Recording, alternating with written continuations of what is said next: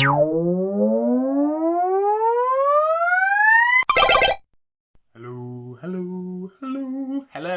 Welcome back to another episode. So, last week you lucky devils got 2 videos from me, including the Smash Bros video and the Polymega one. So this week, I figured we would do Duke Nukem, the series, or more importantly, the collection. My small collection of Duke Nukem games that I've gathered over the last couple of years, because, you know what? For all of his massively politically incorrect, gross-ass humour, I like Duke Nukem. I do. The games are fun. They're stupid. They're gross. They're wildly inappropriate. And I love them to death, because I think they're just a delight. I think they're absolutely batshit insane. So, I'm just going to kind of go system by system. So, yes, I'll start with Duke 64. Duke 64. Not my introduction to the Duke franchise. That was probably, much to my dismay, forever. But we'll get to that. This, however, was one of the first I picked up. So I was like, I've got an N64. I might as well pick up Duke Nukem 64. See what it's like. It's okay. I've got a lot of first-person shooters on the N64. Like, a lot of them. And this one plays pretty well. It's got a lot of differences, though. A lot of differences. It's got a shitload of differences in comparison to even the Saturn and the PlayStation, and especially the PC. No nudity at all. No. No nudity. It's because Nintendo was very heavy on the no. We're child-friendly. Despite the fact we're trying to move away from that. Thank you, Sega. Fuck you. But no nudity. No, none. No women. Okay? Even though you can still rescue women in the game. It's a heavily nerfed port. For all intents and purposes. It is a very heavily nerfed port. It's probably as close as you would have gotten in terms of graphical fidelity. Back in the day, on a console, considering the PC version, as per usual, with a lot of games, not so much now, but certainly back in, say, the 80s, the 90s, very early 2000s, considerably ahead of the curve in terms of graphics, which is fine, or at least, texture work and all that shit. That being said, lack of nudity, lack of adult themes, swearing, etc. Probably put a few people off, which doesn't quite explain why Duke Nukem 0 Hour has all of that. It's got all of that. It's got time travel. It's got very awkward Lara Croft platforming, because this is a Tomb Raider-like. Yeah, it's a Raider-like. It plays like OG Tomb Raider. If you've played the remastered ones that are coming out, or have come out, or have played any Tomb Raider games in the past, you'll know what I'm talking about. Very sort of janky platforming, but that's not what this game is very good at. It's very good at shooting things, and it's very good at being gross and funny and batshit insane. You travel through time and kill different versions of yourself, which is fun. John St. John, the voice of Duke Nukem, returns and does an absolute blast. An absolute blast of a performance. This one's a lot of fun. Has a first-person mode. And it controls okay, all things considered. I do need to play through it again. Unfortunately, when the Overcode games got announced last year, that was the one game of that era that kind of got left out. I think a big part of it was the lack of source code. There's also the fact that it's probably got, let's be fair, it's probably got Nintendo's grubby little mitts all over it, and they're like, no, you're not having it. By contrast, we got Duke Nukem. I think in America, this version is called Duke Nukem Total Meltdown. This one's fine. It's probably, again, as close to you could get, not graphically, but certainly in terms of content. There are some things missing, I believe. There's no multi... Oh no, I lie. There is multiplayer. There is multiplayer, but it uses System Link. Yeah, mad. I haven't actually played this one too much. Yeah, no, there you go. You can have a Duke match with a friend. That was it. Local co-op multiplayer. Not even local co-op multiplayer. You need another PS1 and another copy of the game and a Netlink cable. 0 Hour didn't need that. I don't think Duke 64 needed that either, but I haven't actually looked too much into that game's multiplayer. To be honest, not my favourite version of Duke, for a number of reasons. It controls pretty badly. Duke 64 at least has the ability to sort of aim. Or at least aim well. And 0 Hour just, yeah. Even the Saturn version. The Saturn version I like a hell of a lot more for 2 reasons. Number 1, I am a Saturn fanboy. Number 2, well, to be fair, whilst this does lack multiplayer, it does, if you have save data of, I believe it was Exhumed or Quake, you could access a multiplayer game called Death Tank Zwei, which is very cool. It kind of plays like Worms, except you're in a tank. So it kind of plays like a mixture of... God, what was that game called? Yeah, I can't remember. But it's very much 2D plane. You shoot rockets from your tank or cannons or whatever and try to blow up your enemy. And you know what? It's amazing. It's amazing. I first read about it in... Let's see if we can get out of here. 1001 Games to Play Before I Die. Which would be nice. Be nice to play 1,000 games before I die. Is it in here? I know it's in here. But it's not showing up upon initial inspection. I'll read this again. It's good. Good book. Good book. Recommend it. But yeah, that's actually what led me to pick up Duke 3D on the Saturn. That and I'm a Saturn hog, as you can see. But whilst I don't prefer the PlayStation 1 version of Duke Nukem, it did have a couple of games. Specifically, Time to Kill. The greatest gaming action hero is back in an all-new revolutionary third-person fragfest. Back when frags were a thing. 1 to 2 players, so had local multiplayer, which was a nice change over bloody 3D. I couldn't actually tell you too much about Time to Kill. I know it's very similar to 0 Hour. I know it's considerably worse than 0 Hour. Still has time travel shenanigans, but not in a way that's actually fun. Yeah. 0 Hour, better game. Much better game. Much better game. Much better game. Land of the Babes, by contrast. 1 to 2 players. And... yeah. Interesting. Set in the distant future. Very Bond, in a way. The man, the mission, the babes. Still, though, probably just as janky and just as Time to Kill, unfortunately. Duke didn't have a good run of spin-offs. He fucking didn't. And that was it. That was it. The only games we got from Duke throughout the early part of the 20th century were, unfortunately, Duke Nukem Critical Mass for the DS, which is appalling. And it's so bad, I don't even own it, and I own the next game. The other one was Duke Nukem Manhattan Project, which I did own. I did own on 360. I owned the downloadable version on Xbox Live Arcade, which was nice. Plays well. Plays very well. Civvy11 did a video on it recently. To be fair, Civvy11's done a video on all of these fucking games, except for Land of the Babes and Time to Kill. He even did... his last one was 0 Hour. So if that dates the video, brilliant. But we're 10 minutes in, so I don't care. Anyway,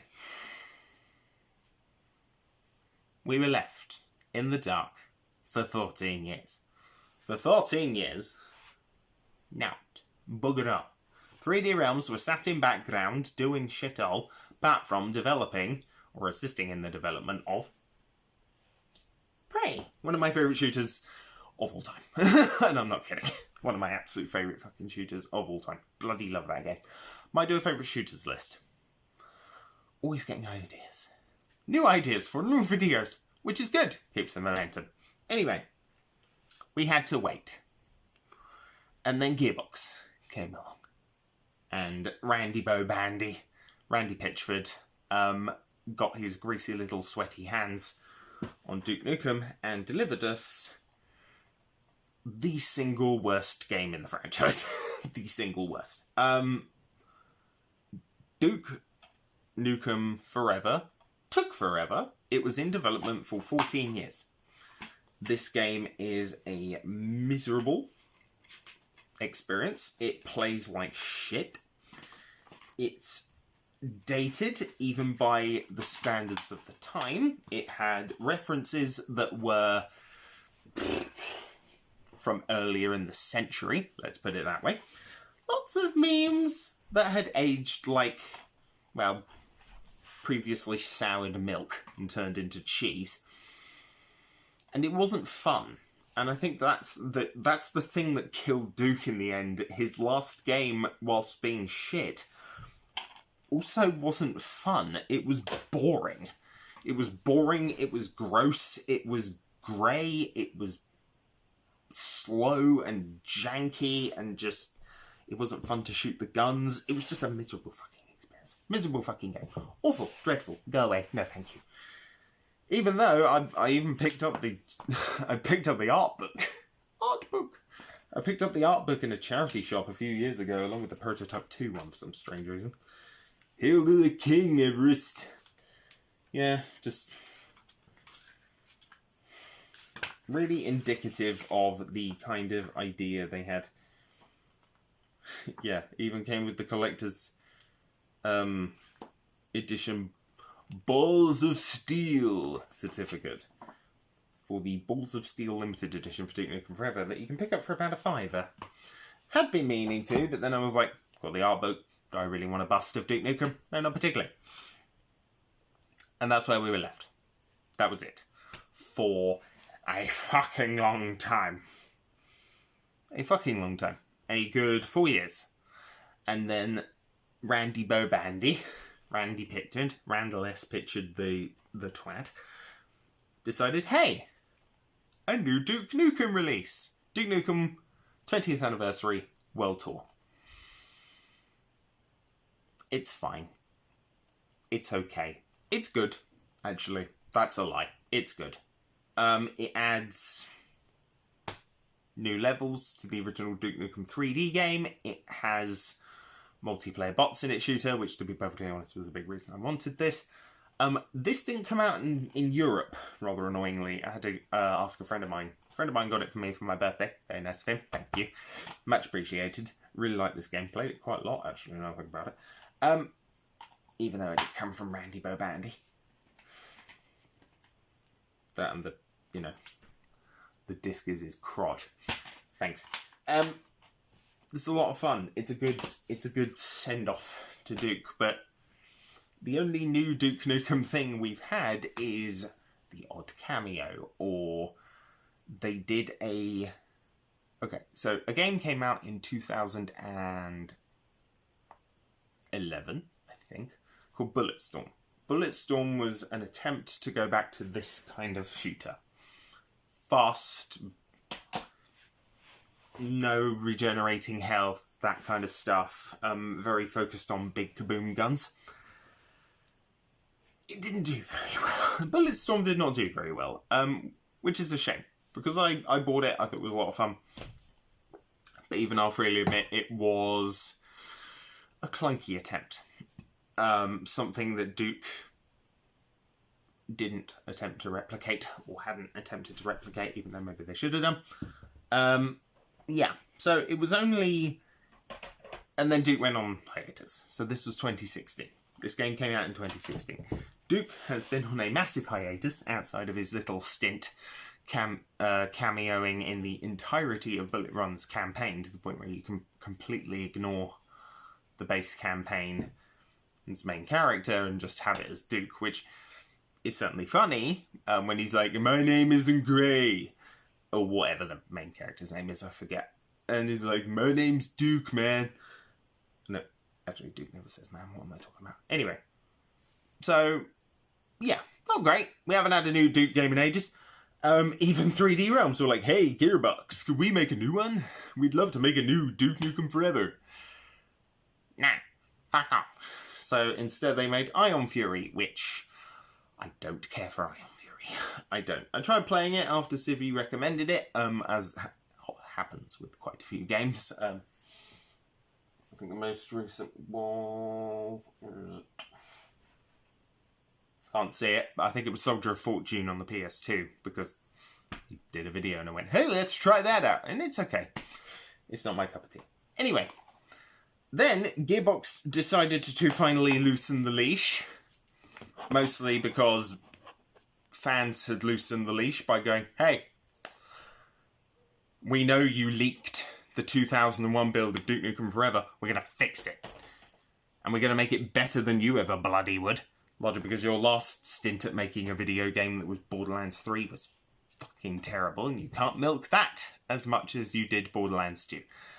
So, and then they were bought out by Embracer Group, and they've just probably been hemorrhaging stuff. Let's be fair, because everybody who's been bought out by Embracer Group has been hemorrhaging stuff. Anyway, in an attempt to make a wee bit of cash, Randy Bobandy decided to release or assist in releasing the Duke Nukem Collection 1 and the Duke Nukem Collection 2 for the Evercade, which pissed off a lot of people. It pissed off a lot of people on the internet for one major thing. This Duke Nukem Collection 1 has Duke Nukem 1 and 2. It has remastered. That hasn't been released on PC, as far as I'm aware. And then there's Total Meltdown, which, well, to be fair, doesn't play very well, but that's okay. So this is the PS1 version, which is fine. Sort of. Not the... Which is fine. Personally, I'm here for Duke 1 and Duke 2 Remastered. Big fans of that. Played it quite a bit, actually. Then they released Duke Nukem Collection 2, roughly the same time, along with an Atomic Edition Versus, Evercade Versus, which is their kind of home console version. This has Time to Kill, Land of the Babes, and Duke Nukem Advance, which is not a game I've owned. Same with the first two Duke Nukem. They're not games I've owned, but that's very cool. I've played that. I've played Duke Nukem Advance a bit. For a game on the Game Boy Advance, but a throwback to a old 32-bit at best, maybe 64-bit first-person shooter, it plays really well. It's mad how well that game plays. So if you own an Evercade, and I will be doing an Evercade video down the line, but I need to actually play it a bit more before I do that. Specifically some of the games I've got recently. Pick these up. They are very much worth it. They are very, very good. So, that's Duke. Duke is very much a character of his times. He's very much a product of his era. He's very much stuck. He's very much stuck in the past, and I think that's unfortunate. But he's very much a parody of 90s action heroes, and it's very hard to translate that to a more modern audience. Not that they couldn't do it, but I think they would change the character too much. It's like trying to translate Johnny Bravo to nowadays. I mean, that was a cartoon about a man in his 30s, also with sunglasses and a cool, sick buzz cut that's blonde, trying to pick a woman. Oh, hey, baby. And that is weird. That's a weird premise for a show. It's a weird premise for a kids show in particular. And it was still hilarious, and it still has aged somewhat okay, considering its subject matter. Duke, on the other hand, not so much. It's very much pay the prostitutes, which, fine, cool, good for him. But it's also very much about a man in a dominant position, blah, blah, blah. Lots of sketchy, gender-focused and sexuality-orientated stuff. I'd be interested to see a Duke Nukem game nowadays.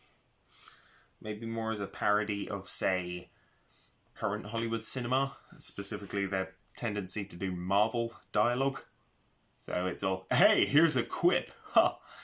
Cool. Get out. Anyway, maybe. We'll see. I doubt it, unfortunately. But it'd be nice to see a new Duke game, not just another fucking cameo. Anyway, that's it for another week, guys. That is me, signing off.